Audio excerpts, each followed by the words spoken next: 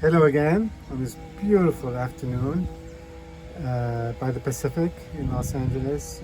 It's another red wine today. We're staying in California, and this is a Zinfandel by the Prisoner Wine Company in Napa, and it's called Saldo. The Zinfandel is called Saldo. It's a 2019 Zinfandel. Now, the Prisoner Wine Company, I don't know if know anything about them.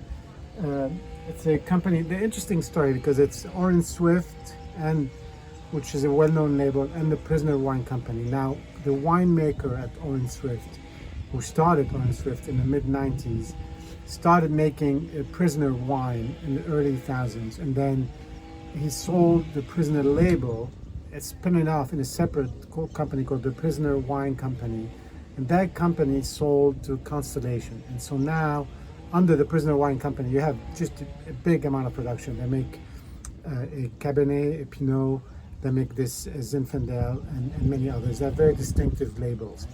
Orange Swift stayed independent for a while, and then they sold to Gallo.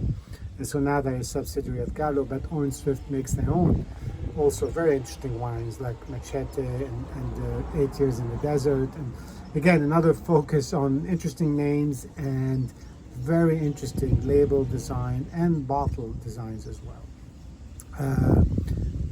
The winemaker was David Finney, who was the founder of Orange Swift. This is again one of that spin-off. This is the Zinfandel of the Prisoner Wine Company, and it's called Saldo. I've tasted a few wines from the Prisoner Wine Company. They always have very interesting presentation and packaging. They tend to be a little bit on the higher end of a comparable wine, but they are very good quality. So it's sort of a product positioning that's interesting, but it's not objectionable in any way in terms of you overpaying or anything like that. So this is 100% Zinfandel. It's 15.5% alcohol. It's young, but with Zinfandel, I don't find that to be a problem. It's very alcoholic. You can see the legs. The color is very dark, but more on the violet, red in the middle and sort of violet around the edges. You see that in the reflection in the edge of the glass, or purple if you want. On the nose, it's typical Zinfandel, but there's an added note of chocolate. So you got the spiciness, you got a little bit of that dark chocolate. You got cherry, not very sour. Zinfandel I tend to find a little bit sweet. Maybe that comes with a high alcohol. And it's just really, it's kind of an interesting,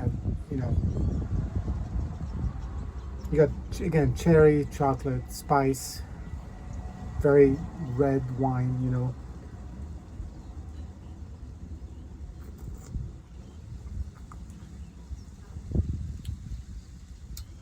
For a wine that's this alcoholic, it's very velvety.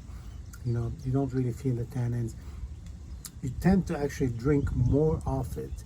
It's quaffable, which is kind of interesting for the alcohol.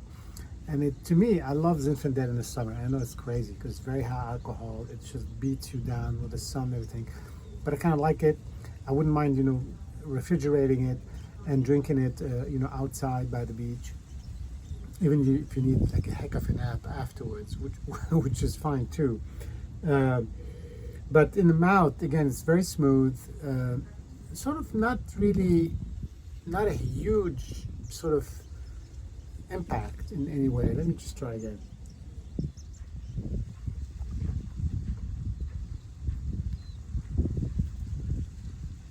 You still get the spiciness, dark chocolate, cherry, the fruit, a bit of that sweetness. It's just an interesting wine. It's like a